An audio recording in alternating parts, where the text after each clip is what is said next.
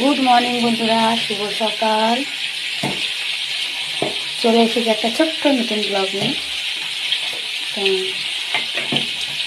এই যে সকালে আমাদের ডিউটি, আজকে শনিবার। এই যে খিচুড়ি সব দিয়ে, সোয়াবিন, আলু, কপি, গাজর, এখানে ভালোই হয় খেতে খিচুড়িটা।